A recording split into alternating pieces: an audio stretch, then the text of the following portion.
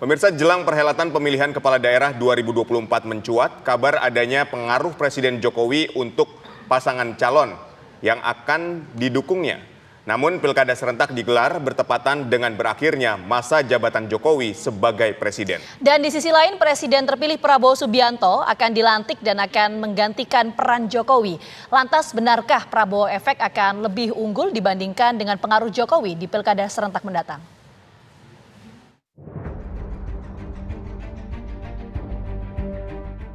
Adanya campur tangan Presiden Joko Widodo dalam pencalonan tokoh di sejumlah daerah mencuat menjelang gelaran Pilkada 2024.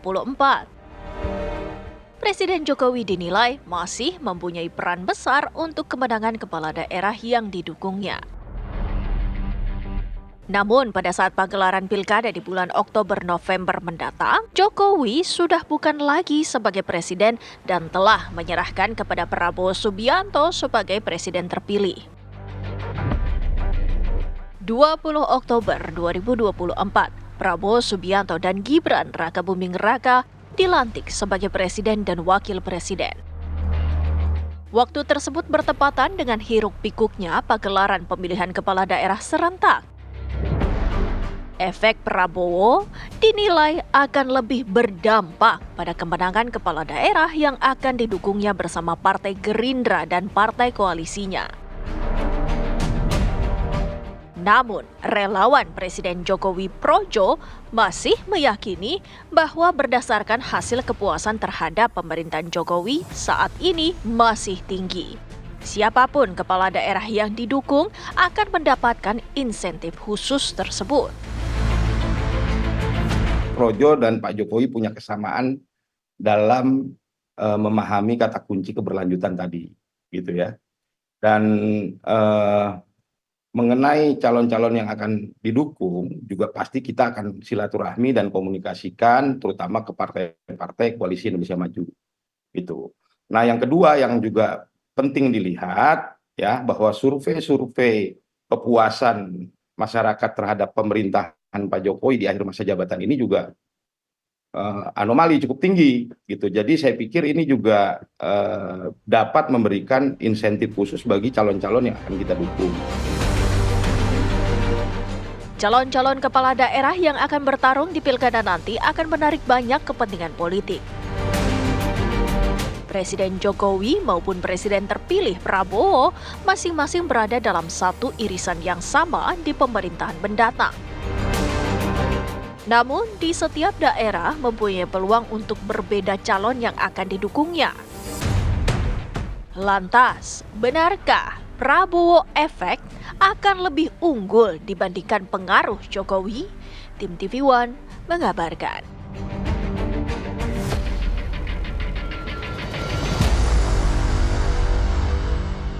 Pemirsa, Presiden Jokowi akan lengser dari jabatannya untuk digantikan oleh Prabowo pada bulan Oktober 2024. Sementara Pilkada Serentak 2024 akan dilakukan pada bulan November atau sebulan setelah Jokowi lengser. Situasi ini diprediksi akan mengubah peta kekuatan politik bagi para elit yang maju di pilkada. Yang jadi pertanyaan adalah, akankah para calon kepala daerah yang selama ini mendapatkan keuntungan dari efek Jokowi masih bisa mempertahankan popularitasnya saat pimpinan nasional sudah berganti? Kita akan langsung membahasnya bersama dengan pakar politik Adi Praitno, kemudian pakar komunikasi politik Effendi Ghazali, dan politisi Partai Gerindra Andre Rosiade. Selamat petang semuanya, kita menuju ke Mas Adi terlebih dahulu. Mas Adi sempat menyampaikan bahwa figur sentral dalam pilkada serentak ini adalah Pak Prabowo Subianto. Ini lebih unggul dibandingkan dengan Jokowi efek. Indikatornya apa, Mas Adi?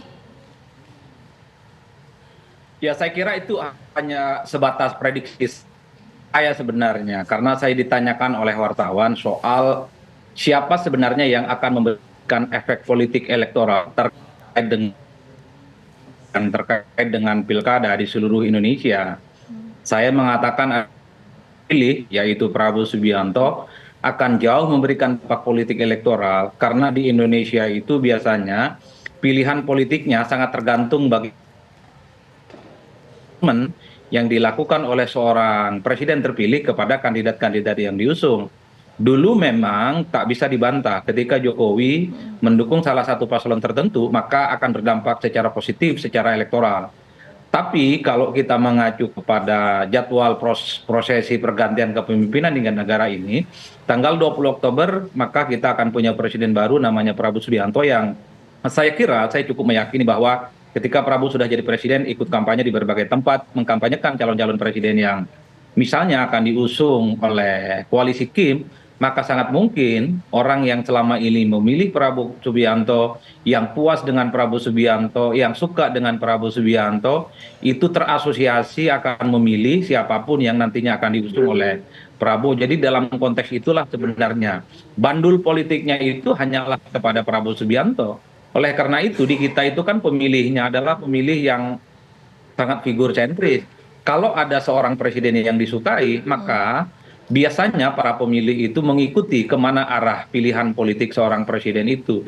Dalam konteks itulah kemudian saya memberikan pernyataan secara terbuka ke kawan-kawan media. Di Indonesia, pemilih kita adalah pemilih yang di mana memang figur sentral itu adalah kunci. Kalau Prabowo sudah kelihatan kemana arah pilihan politiknya di pilkada seluruh Indonesia, ada kecenderungan bahwa pemilih-pemilih di bawahnya itu yang kemudian akan mengikuti kemana pilihan politik Prabowo. Jadi dalam konteks itu sebenarnya pernyataan saya. Baik. Kalau sebelum Prabowo belum jadi presiden, maka per hari ini ya harus Jokowi, harus kita akui sebagai sosok yang memiliki pengaruh secara elektoral. Tapi Mas, di kita, di Indonesia secara umum, ini kan aura kebintangan seseorang itu otomatis hilang. Kalau sudah tak lagi sebagai pejabat publik, kalau sudah tak jadi gubernur, tak lagi jadi presiden, nggak jadi wali kota, dia biasanya itu langsung kehilangan aura positifnya. Dalam konteks itulah pertanggal 20 maka akan ada bintang baru di negara ini, namanya Prabowo Subianto yang saya kira memenangi Pilpres beberapa waktu yang lalu dengan suara signifikan.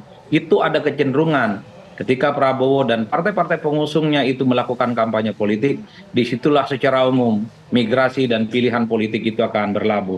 Saya kira ini adalah budaya politik kita dari dulu, di mana memang figur sentral adalah penentu segala-galanya. Baik, kita ke Bang Ege. Bang Ege, ketika 20 Oktober ini ada pergantian dari Pak Jokowi ke Pak Prabowo. Bagaimana dengan Prabowo efek dan Jokowi efeknya setelah pergantian ini? Kemudian di situ ada juga jagoan-jagoan yang didukung Jokowi. Ini seperti apa nasibnya? Silakan analisisnya, Bang Ege. Ada 4 hal, Aditya, Vita, dan para pemirsa. Hal yang pertama, aura tadi yang disinggung oleh Adi Praitno, saya yakin aura itu lebih menyongsong pemimpin yang akan datang. Orang kan ingin ikut serta dalam pemimpin yang akan datang, yang akan menjadi rising star dan kemudian setelah dilantik jadi bintang gitu.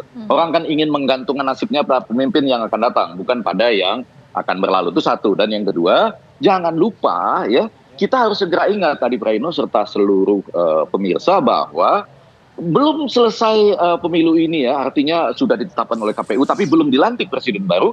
Tidak sedikit koalisi-koalisi yang bertentangan dulu pecah kan, tiba-tiba mengatakan ingin masuk ke dalam kabinet begitu. Mungkin hanya 1 atau 2 yang memang di luar itu yang belum mau masuk ke kabinet. Tapi Andre Rosiadi sendiri tahu banyak yang sudah menyatakan ingin bergabung dalam kabinet. Artinya ini sebuah kendaraan masa depan begitu. Jadi dengan demikian maka Prabowo efeknya itu mulai muncul. Nah, hal yang ketiga yang ingin saya garis bawahi, memang kelihatan sekali bahwa Pak Prabowo ini tidak menjadi dalam tanda petik ancaman bagi siapapun. Tidak bagi Jokowi yang wakil presidennya di bawah, juga tidak bagi semua yang lain. Ya. Yang lain itu boleh dibilang diajak semua untuk masuk, walaupun tentu saja semua masuk juga belum tentu baik. Nah, dalam konteks pilkada, sekali lagi kita harus tahu bahwa ini baru pertama kali kan di Indonesia ya, terjadi pilkada yang dilaksanakan serentak setelah pemilu, di mana persiapannya sebelum presiden dilantik, berarti masih ada Jokowi di situ, tetapi nanti pemilihannya sesudah ada presiden baru. Nah, apakah ini bisa terjadi seperti di Turki, di mana mereka yang berseberangan malah menang di kota-kota besar ya, sebutlah Ankara, Istanbul, Bali Kesir, Antalya, dan lain-lain. Rasanya menurut hasil survei Kompas itu tidak demikian. Saya merasa bahwa Prabowo efek ini akan memang terasa, terutama karena justru Prabowo-nya membuka diri dan kelompok-kelompok yang sebelumnya mengeluarkan kata-kata kencang dalam pemilu, sekarang sudah masuk. Artinya ini sebuah kendaraan besar, kendaraan masa depan yang orang akan rebutan untuk masuk ke dalamnya, dan karena itu punya dampak ya, kecuali di daerah-daerah tertentu yang punya basis local habits yang spesifik. Selebihnya Prabowo efeknya akan besar. Oke, baik.